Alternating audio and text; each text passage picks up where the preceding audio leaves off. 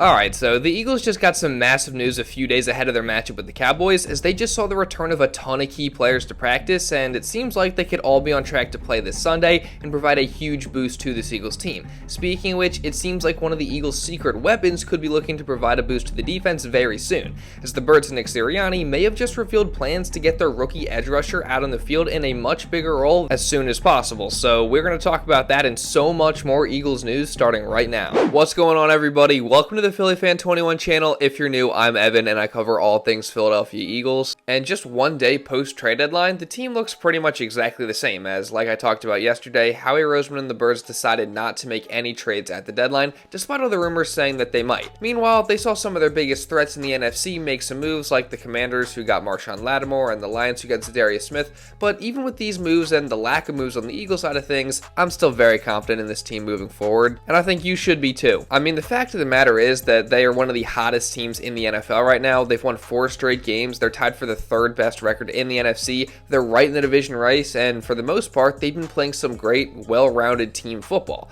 I mean, perhaps better than any other team in that regard just by the numbers, as the Eagles are the only team in the entire NFL with both a top 6 offense and a top 6 defense, as their offense ranks 3rd and their defense ranks 6th. And in addition to that, since the Eagles bye week, the defense has been 1st in points allowed per game at 11 and sacks with 16. Plus, they've also finally started to force some turnovers, so safe to say the defense has really been trending up. And if you've been watching the games, you know that the eye test checks out, and they've just been playing some really good football. And then offensively, they look very good as well, as Kellen Moore has clearly started to take more and more control over this offense and implement some different things, as the changes since the bye week have been apparent, with the Eagles utilizing things like far more pre-snap motion, more plays under center, more routes and throws going across the middle of the field, more play action passes, and a much larger emphasis on running the football, especially on early downs.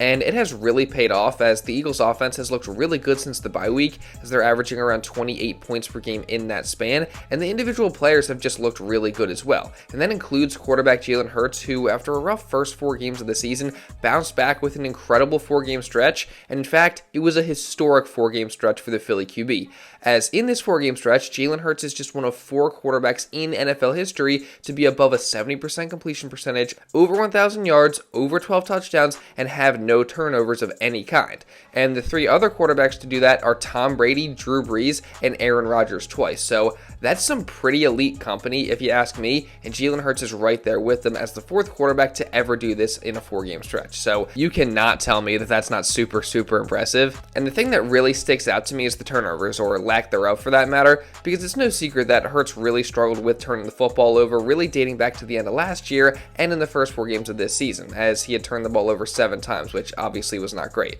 But it seems like he just flipped a switch during the bye week, as he hasn't turned it over since, and because of that, the Eagles have been far better off, and it's a big reason why the offense has been able to score more points. So Jalen definitely deserves a ton of credit for that, and Kellen Moore gave him that in his Tuesday press conference. So much credit to Jalen and just his process. He's doing an excellent job throughout the week, preparing, making excellent decisions on game day. He's aggressive. He's still aggressive. He's given ourselves opportunities downfield. I think we've been able to create some really positive, explosive plays in the pass game. And we haven't lost any of that while he's still protecting the football. And so all the credit goes to him and making excellent decisions. I definitely love those comments from Kellen there. And I also think he does make a very good point, saying that Jalen hasn't just gotten super conservative with his throws, causing the decrease in turnovers, as he's still been able to continue pushing the ball downfield and creating explosive plays while also protecting the football. So that's just crucial. And again, Jalen Hurts has just been playing some great football lately, as he's elevated this offense. And if he keeps this up and Philly keeps winning, Hurts very well could find himself in the MVP conversation when it's all said and done. But while we do give Hurts his credit for elevating the offense, we also definitely cannot forget about Saquon Barkley, as he's been just absolutely phenomenal and a huge reason for the recent offensive outburst as well, as the Eagles are the number 2 rushing offense in the entire NFL through 9 weeks, and Barkley's the 2nd leading rusher in the league behind Derrick Henry. And again, Kellen Moore and the Eagles in these past 4 games have just really placed an emphasis on getting Saquon Barkley the ball and establishing the run game early, and it's been paying off. And safe to say, the addition of Barkley in the offseason has really paid off for the Eagles. And also, side note, Barkley did just pull off one of the most insane things that we've ever seen with that reverse hurdle in the Jags game. And based on some footage from the Eagles sideline during that play, the Eagles players were pretty shocked about what happened as well. Oh! Oh! Did he just behind?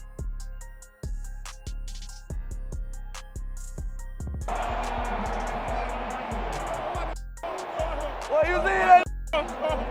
Hold on. Okay, move. Spin move.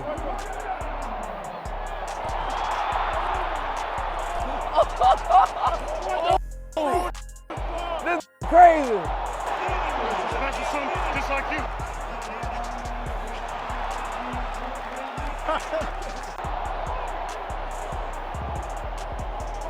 This crazy.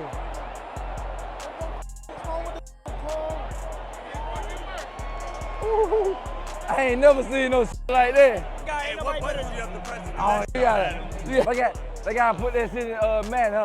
I'm gonna sit my ass down. That's the first backwards hurdle I've ever seen. Man, how can you not love these reactions from the Eagles? Nakobe Dean and Jalen Carter were hilarious, and I feel like Reed Blankenship represents just about everyone who watched this play when it happened. And of course, those comments from Lane Johnson to his quarterback Jalen Hurts are pretty awesome to hear too. And again, I mean, this is just one play, but Barkley overall has been unbelievable and an amazing addition to the Eagles squad this year. But in relation to that, someone was also just subtracted from the roster, as on trade deadline day, while the Eagles didn't make a trade, they did make a roster move to release tight end Albert Akawebunam from the roster. And I feel like this kind of could have been expected, as even with Dallas Goedert being out for the past few weeks, Albert O has not been out on the field and he hasn't really done anything even after coming back from injury. So I'm honestly not surprised by this move, as the other tight ends on the roster have just simply done a lot more than him, and now we'll just have to see if Albert O makes his way back into the practice squad or not. But again, I am not surprised by this move at all. Now, in terms of the moves that the Eagles haven't made though, there was a trade that was rumored to be in the works yesterday after a report from Tom Pelissero involving edge rusher Bryce Huff, as he said that Huff could have possibly been a name to watch at the deadline after he had a weird situation go down on Sunday where he played just 6 snaps against the Jaguars. However, Nick Sirianni said it was just due to a flare-up of an injury pregame, despite some small speculation by some people that it could have possibly had something to do with the trade being in the works. But of course, Huff was not traded at the deadline, so it seems like all that speculation was false and Huff is in fact injured. And on Tuesday, defensive coordinator Vic Fangio confirmed that. Yeah, he's got a wrist issue he's dealing with that flared up in pregame. So I always kind of feel that somebody that's 100% is better than somebody that's dealing with an ailment. So, luckily the way the game went, we were able to play most of it with the other guys sharing the load.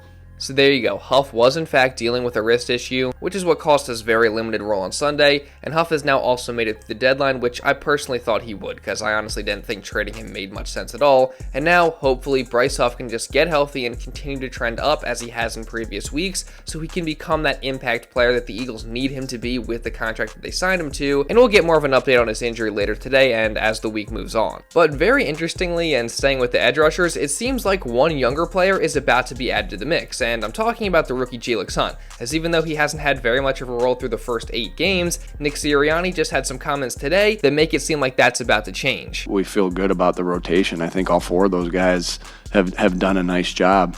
And then we'll see if Jalyx getting into the mix as well.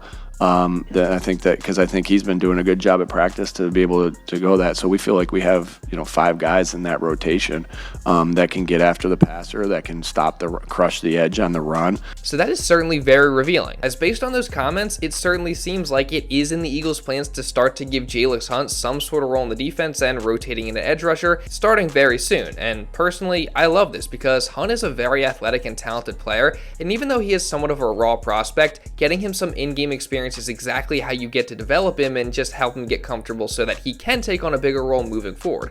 Plus, we heard some buzz during training camp that Hunt had been really impressive. He also made some plays during the preseason, and obviously, like Nick Sirianni said there, he's been impressive in practice and he showed a lot of good things on tape. So if the Eagles do put him out there, I'll be very excited about that and curious to see what he can do. But now, moving on, the Eagles are expected to get more huge updates on some key injured players today ahead of the Cowboys game with the first practice of the week scheduled, and we did. And don't worry, we're going to get into those in just a minute, but real quick, I do want to say, if you are enjoying this video and don't want to miss any other Eagles coverage or content just like this coming throughout the rest of this entire season, then make sure you guys subscribe, and also really importantly, turn on notifications so you're notified instantly when one of these videos is uploaded. Trust me, you guys are not going to want to miss any of the Eagles coverage I got coming on this channel. I cover the Birds pretty much daily here, so if you want to stay up to date on all the latest Eagles news, then this is the spot for that. So again, hit the subscribe button and hit the notification bell so you know when one of these videos goes up. And also, while you're at it, make sure you drop a like as well to show some support. It really does help me out a ton. Let's see if we can get to 600 likes on today's video. And now, with all that being said, let's get back into the video. So as I was saying, going into today, we were all anticipating some big injury updates as guys like AJ Brown, Dallas Goedert, and Darius Slay, in addition to Bryce Huff, have all been dealing with issues ahead of the matchup with the Cowboys, and today is just a good starting point to find out what their status could look like for the game early in the week. And first up is a quote-unquote update from Nick Sirianni that he gave when he was asked about some of these injuries on Wednesday. Yeah, we'll see on all that. You guys will get an injury report on that later today. We'll see how today goes and where we are. We still got a little bit of time before practice, so we'll see where they are. So as per usual, Nick Sirianni didn't really give us much of an update in regards to the injuries, so we had to wait until the Birds got it on the practice field just a little while later, and there is where we actually did get some big updates. And most of these updates were very positive, as for starters, AJ Brown was at practice in some capacity after suffering a knee injury in the Jags game, so that's definitely some awesome news because we know just how crucial AJ is to this offense, and not having him has proven to make the offense significantly worse in the past. So him being at practice today is definitely a good sign for his status on Sunday, and the same goes for tight end Dallas Goedert, who has been out ever since suffering a hamstring injury in the Browns game, and he was also back at practice today. And this marks the first time he was at practice since going out with that injury. So this is definitely great news, as it seems like Goedert is also trending towards a return, and the same can be said about Darius Slay, as after he missed last week's game with the hamstring injury, he was also back at practice on Wednesday as well. So for now, it at least seems like all three of these key Eagles are on track to return this week, which again is obviously fantastic news. Now, on the other hand, Devontae Smith was at practice today, but it was reported that he didn't have his helmet, so we'll keep our eye on that, but it's probably nothing too serious, and we'll definitely find out more info when the first injury report comes out later today and as the week goes on. And you guys already know that I'm going to be continuing to cover all the Eagles news leading into their matchup with the Cowboys, so again, if you guys don't want to miss any of that, make sure you subscribe, and also, again, really importantly, hit the notification bell so you're notified instantly when one of these videos is uploaded. And also, again, while you're at it, make sure you drop a like if you did enjoy this video. It really does help me out a ton. Again, let's see if we can get to 600 likes on today's video, and also just leave a comment down below regarding anything else that I talked about in this video, because that also really does help me out a ton. And if you want to watch another Eagles video going over some news from yesterday's trade deadline, you can check this out right here. And now with all that being said, that's pretty much all I got for this one, guys. So thank you all so much for watching, and I'll see you in the next video.